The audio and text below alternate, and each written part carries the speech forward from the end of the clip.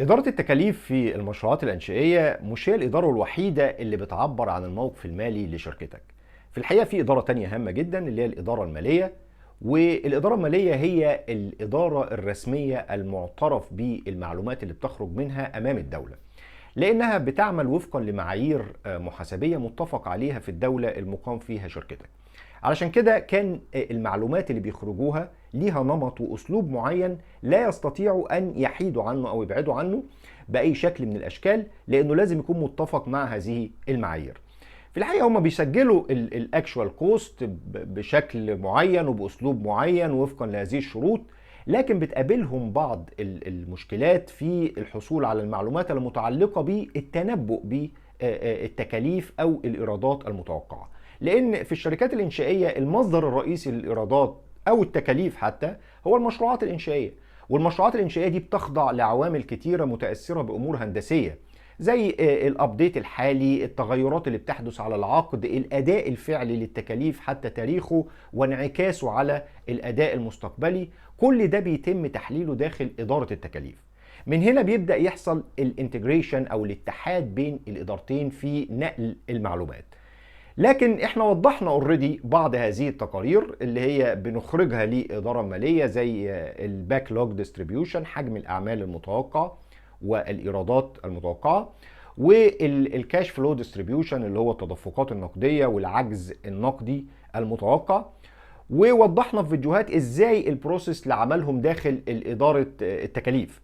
لكن في الحقيقه احنا ما قلناش ازاي الاداره الماليه بتستفيد بهذه المعلومات داخل تقاريرها الماليه، وايه هو نوع التقرير المالي اللي بتخرجه الاداره الماليه ويحتوي على هذه المعلومات. التقرير ده اللي هو الانكم ستيتمنت او البروجكتد انكم ستيتمنت، اللي هو الايرادات او الدخل المتوقع للعام القادم، ويقابله المصاريف المناظره لتحديد الربح المتوقع. وده الريبورت اللي بيناقشوه مرحليا في العام القادم، كوارتري او شهري على حسب ما يتفق، لتحديد الانحراف عن الخطه الموضوعه. هنا بيظهر دور اداره التكاليف وكيفيه اتحادها مع الاداره الماليه، وده موضوع الفيديو بتاعنا النهارده.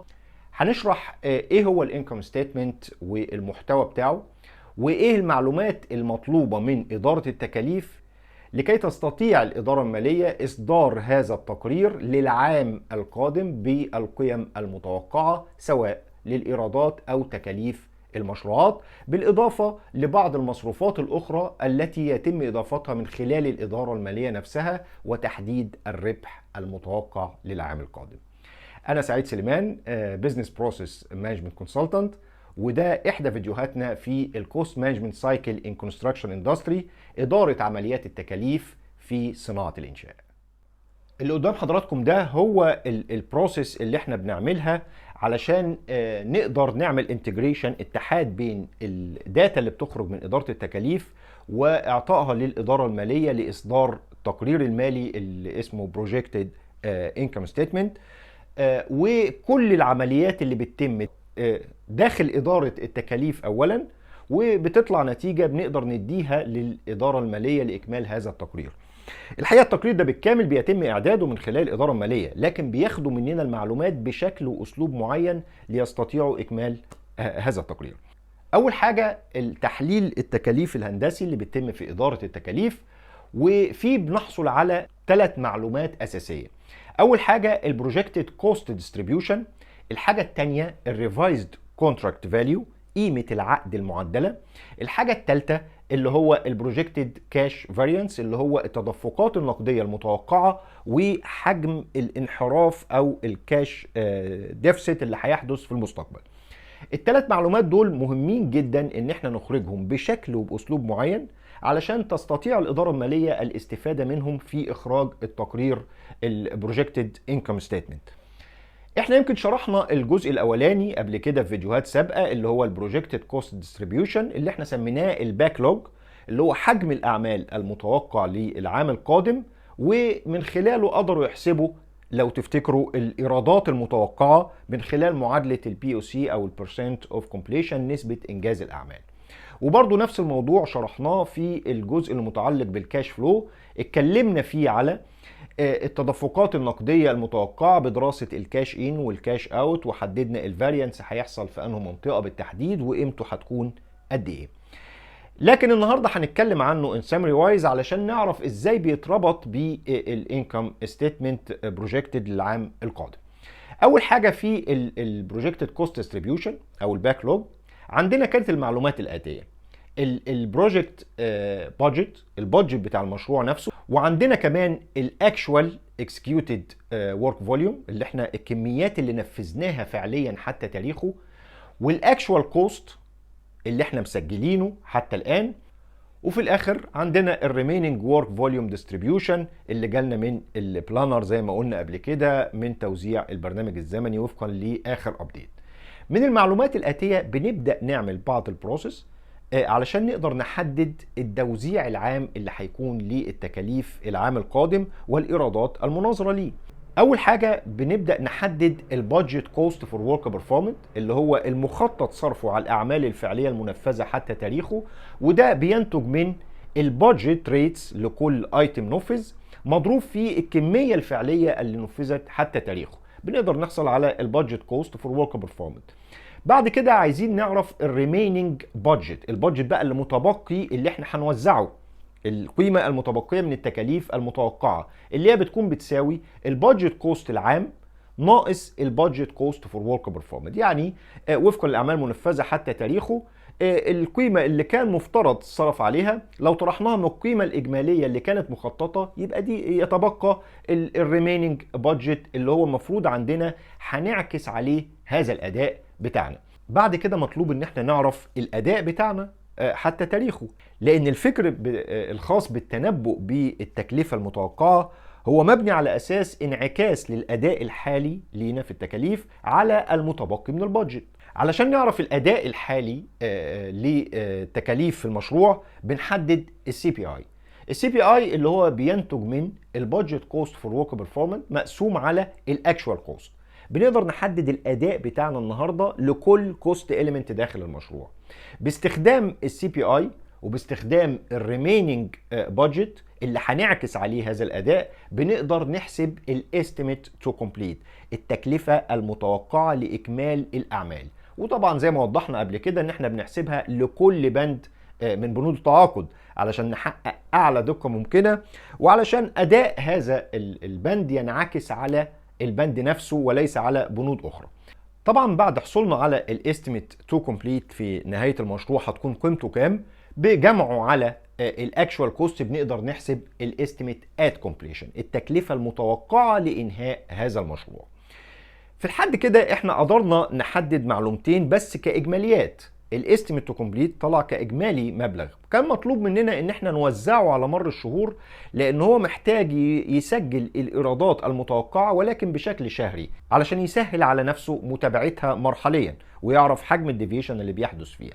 من هنا كان لازم ان احنا نوزع قيمه الاستيميت تو كومبليت، وهنستخدم فيها الريميننج ورك فوليوم ديستريبيوشن اللي احنا خدناه من البرنامج الزمني وكان انعكاس لاداء البروجرس في المشروع. هنستخدمه كباترن او سلوك لتوزيع حجم الاعمال المستقبلي على توزيع التكلفه المتوقعه لنفس الاعمال، فبنحصل على الاستيميت تو كومبليت ديستريبيوشن. بالشكل ده احنا نهينا كنا البروسيس المتعلقه بالباك لوج، وهو بدا بعد كده بقى يحسب الايرادات المتوقعه معتمدا على التكاليف المتوقعه والمدروسه من قبل اداره التكاليف. العنصر الثاني اللي احنا بندرسه اللي هو الريفايزد كونتراكت فاليو. العقد في المشروعات الإنشائية ما بيبقاش ثابت على مر عمر المشروع، لكن بيتغير مرحليا نتيجة مؤثرات كتيرة. زي ما قلنا عندنا عناصر متعددة بتوضح هذه المتغيرات، زي اللي هو أول حاجة التيك اوف كوانتيتيز. لو كان المشروع ريميجرد فالكميات بتتغير سواء بترتفع أو بتقل. العنصر الثاني اللي هو الفاريشن اوردر. العنصر الثالث اللي هو الكليمز او المطالبات اللي وارد حدوثها داخل المشروع. العنصر الرابع اللي هو الاسكليشن، لو كان العقد فعلا يشمل معادله لحساب التضخم وتعويض المقاول عن اي زياده في الاسعار. العناصر الاربعه دول مسببين لتغيير قيمه العقد.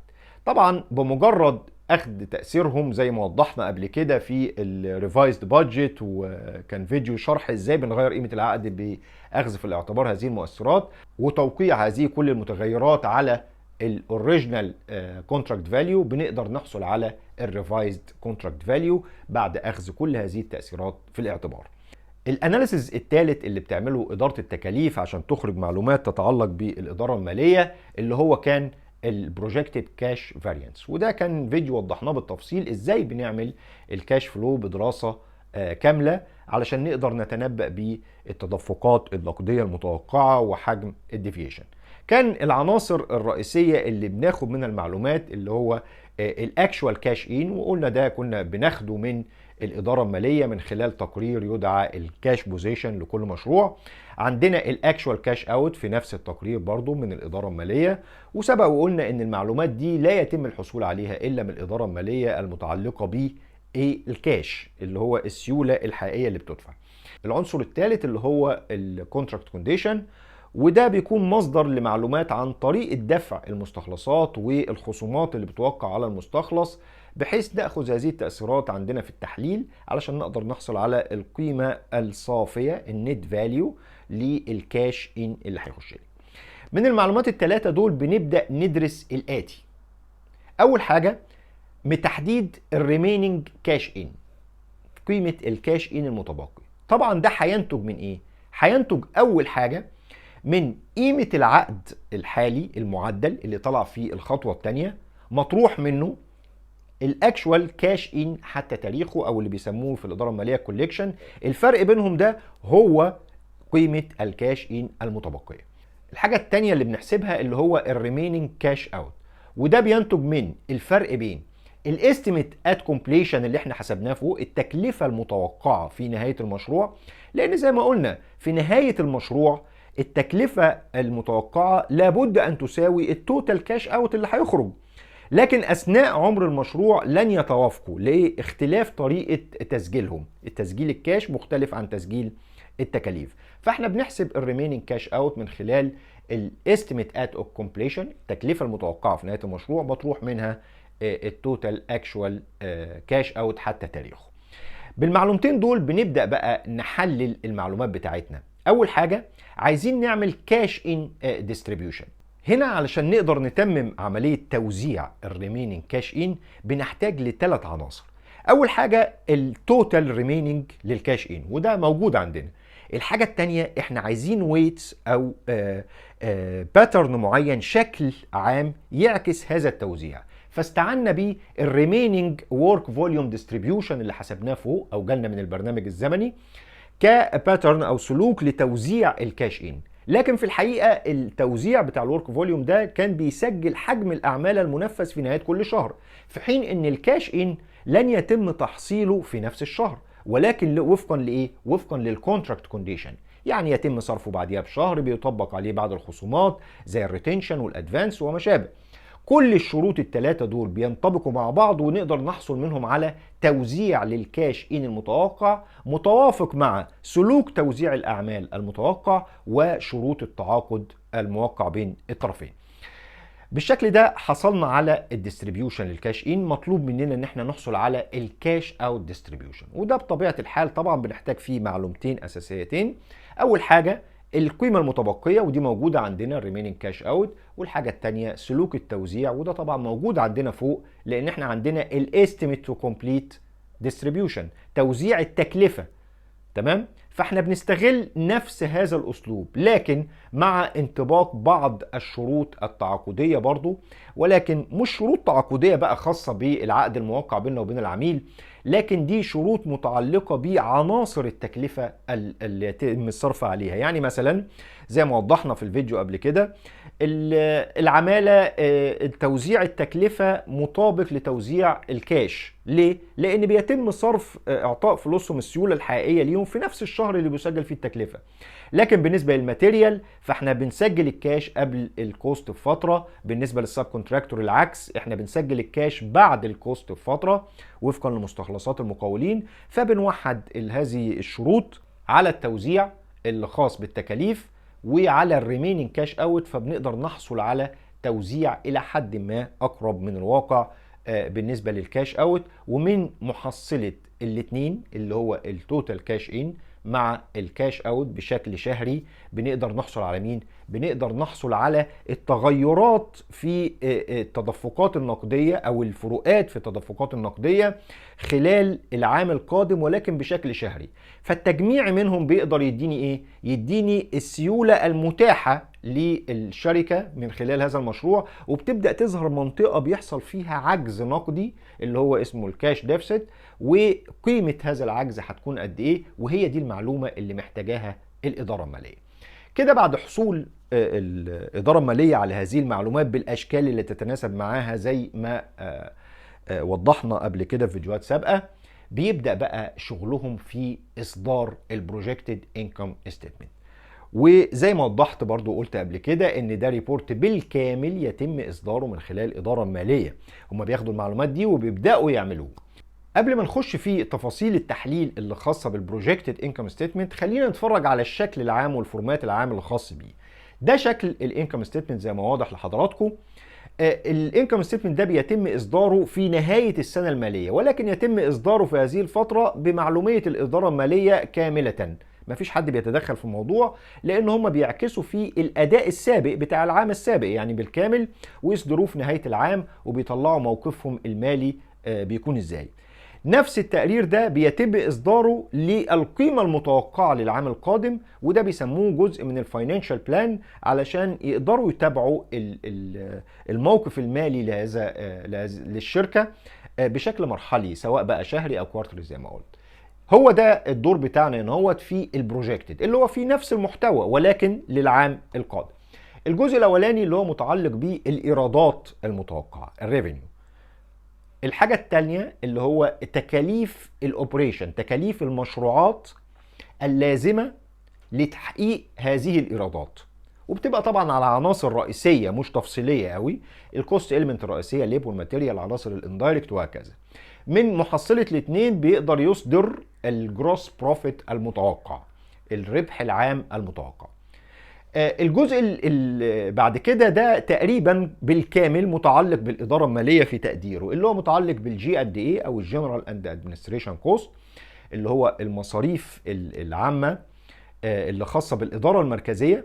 ودي اللي كنا لو تفتكروا في مرحله الاستيميشن النسبه المئويه دي اخدناها في تحليلاتنا في الدراسات عشان سعر البيع يشملها. طبعا دي متمثله بقى في مرتبات الاداره العامه وايجار المبنى الخاص ورحلات السفر الخاصه بيهم ودراسات التندر وما يتعلق بكل هذه المصاريف، بالاضافه لبعض مصاريف اخرى زي المصاريف البنكيه وبعض الضمانات والكونتنسي ومصاريف متعدده متعلقه بالمصاريف العامه للاداره ولا تختص بمشروع بعينه. لكن في وسط هذه الدراسات في عنصر مهم جدا بيحتاج مننا معلومات، اللي هو التمويل اللي هيحتاجه للمشروعات القادمة في العام القادم. التمويل ده هيحتاج يدفع عليه فايدة، فلازم يعرف قيمته وفترة حدوثه. هنا بيظهر دور إدارة التكاليف في تحديد الكاش فلو للمشروعات بالكامل، ومنها بيتم تحديد العجز النقدي المتوقع علشان هو ياخد في حساباته الفايدة اللي هيدفعها على هذا التمويل لتغطية هذا العجز. ده المكونات الرئيسية. تعالوا بقى نشوفها هنا هو كتحليليا هيتم ازاي الحصول عليها من المعلومات اللي احنا سبق اخراجها. اول حاجة الريفينيو ريكوجنيشن او تسجيل الايرادات المناظرة، واحنا هنا يعني هنتفق على ان احنا هنسجل بطريقة البي او سي لانها الاكثر شيوعا في مجال الكونستراكشن او نسبة انجاز الاعمال. علشان نقدر نسجل في هذا الوضع محتاجين نطبق المعادلة الآتية: قيمة التكلفة المتوقعة للعام القادم. طبعا هو انا كاتبها هنا العام القادم لكن هي بتتعمل بشكل شهري يعني، لكن ما يتم على شهر يتم على باقي الشهور، مقسومة على التكلفة المتوقعة للمشروع ومضروبة في قيمة العقد بتاعته. العنصر الثاني اللي هو الاوبريشن كوست، اللي هي التكاليف المتوقعة لتحقيق هذه الإيرادات ولكن من المشروعات، او التكاليف اللي هتصرف داخل المشروعات نفسها. ودي طبعا يعني حسابها بسيط لان احنا اوريدي اخرجناها، اللي هي الاستيميت تو كومبليت وديستريبيوتد كمان بشكل شهري. كده بقى عندنا الايرادات المتوقعه وعندنا التكاليف المتوقعه. بعد كده بيحصل ايه؟ طبعا الفرق بين الاثنين بينتج عنه مين؟ بينتج عنه الجروس بروفيت اللي هو الربح العام للمشروعات بالكامل. بالمناسبة هو ده الربح اللي بيحاسب عليه الاوبريشن ديبارتمنت، قسم التنفيذ. اما الربح الصافي اللي هو في النهايه خالص ده لا يحاسب عليه طبعا، لانه مرتبط بمصاريف اخرى ليس له سلطه عليها، اللي هي متعلقه بالاداره العامه. هو ده دائما اللي احنا بنناقشه مع الاوبريشن، اللي هو الجروس بروفيت. طيب بعد كده في مصروفات اخرى، في مصروفات اخرى زي الجي اند اي، وده اساسا بيتم الحصول عليه من الاداره الماليه نفسها، لان كل المصروفات اللي متعلقه بالاداره المركزيه مسجله عند الاداره الماليه، وهي اللي عندها طبعا البروجيكشن بتاعها. هم عادة بيعملوا حاجة زي توزيع لكل الإدارات داخل الشركة اللي هي بتدير الشركة في الإدارة المركزية، فبكل إدارة بتدي البروجيكشن بتاع البادجت المتوقع ليها خلال العام القادم، والإدارة المالية بتضيف بعض العناصر الأخرى اللي متعلقة بمصروفات المالية أو ما شابه داخل الدراسة دي ومصروفاتها.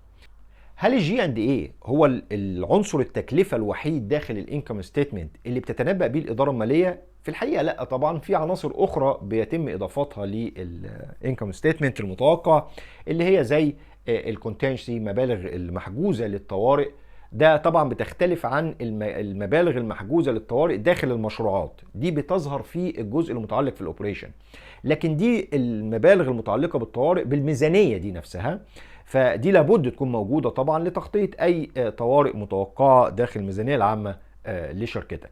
هناك بعض المصاريف الأخرى اللي هي ممثلة تحت others، ودي سواء بتكون جين أو لوس، يعني سواء بتدخل لي إيرادات أو بتعتبر مصاريف عليا، ودي مشكلة من عدة مصادر، زي مثلا اللي هو السالفج برايس لبعض المعدات، ان انا بعت معدة عندي قديمة خلاص فهتجيب لي إيرادات، زي جزء من المبنى مثلا هأجره فده هيجيب لي إيراد.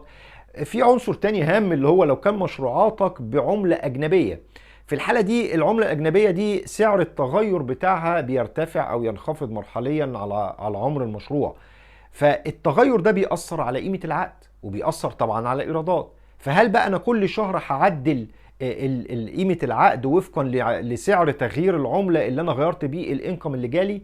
لأن العميل بيديني فلوسي بالدولار، وانا الجنرال ليدجر العام بتاعي بتاع الشركه بالعمله المحليه، العمله الجنيه المصري او الريال السعودي او ايفر، ففي الحاله دي لازم احولها، فهيبقى دائما في ديسكربسي واختلافات متعدده على مر عمر المشروع وفقا لسعر التغير اللي بيحدث، وفي نفس الوقت لازم اخد تاثيره لانه بيديني ايرادات. في الحاله دي بيقول لك ثبت سعر التغيير على تكلفه المشروع، يعني المشروع يعتبر بسعر تغيير ثابت، فدائما يظل قيمه العقد كما هي وفقا للسعر الثابت. طب والتغيرات اللي بتحدث على سعر التغيير العملة بيتم اضافتها في خط منفصل او لاين منفصل او اكاونت كود منفصل، يعني علشان يسهل متابعتها وعمل تراكنج عليها من اي اوديت على المشروع. فهنا بيحط القيمة دي المتوقعة، يعني عنده مشروعات بالدولار فمتوقع الإيرادات اللي هتيجي منها كام وسعر التغير احتمال يكون كام، فبيحط القيمة الإضافية. طبعا التغير ده ممكن يكون بوزيتيف أو نيجاتيف لو العملة انخفضت يعني. كل العناصر دي لازم ياخدها معاه في الاعتبار في التقييم للعام القادم. بالشكل ده هو قدر يحصل على كل معلومات التكلفة، ناقص معلومة واحدة لسه عايزة مننا، اللي هو مين؟ الفايدة اللي هيدفعها على التمويل. هو المشروعات عادة ما بتشتغلش بالكامل من الدفعة المقدمة اللي بياخدها في أول المشروع وتحصيل المستخلصات، لابد أن يحدث عجز نقدي بنسبة معينة.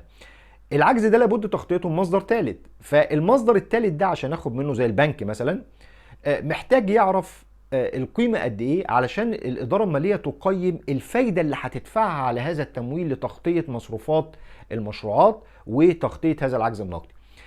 من دراسة الكاش فلو أنا بقدر أحدد الديفست اللي أنا عايزه، وهو ده اللي بديهوله علشان يحسب بيه مين؟ يحسب بيه الفايدة اللي هيدفعها على هذا العجز من خلال ضرب قيمة الفايدة البنكية المتوقعة على القروض مضروبة في القيمة القصوى لهذا العجز، فبيتم إدخالها داخل التكاليف المتوقعة. لو تلاحظوا هنا هو أخذ كل المصروفات المتوقع حدوثها بالكامل داخل الشركة، سواء من المشروعات أو من الإدارة المركزية والمصروفات العامة. في النهاية بيحصل على إيه؟ بيحصل على النت بروفيت، الربح الصافي المتوقع، واللي بينتج من الجروس بروفيت، الربح العام، مطروح منه كل المصاريف العامة اللي متعلقة بالشركة، فبيطلع النت بروفيت بيفور تاكسز، اللي هو قبل توقيع الضرائب. هو ده اللي بيوقع عليه الضريبه في الدوله المقام فيها هذه الشركه. بعد كده بيصدر النت بروفيت افتر تاكسز، اللي هو الربح الصافي تماما، اللي هو يعني ان شاء الله لما يتحقق هو ده اللي بيوزع على الشير هولدرز المساهمين داخل الشركه.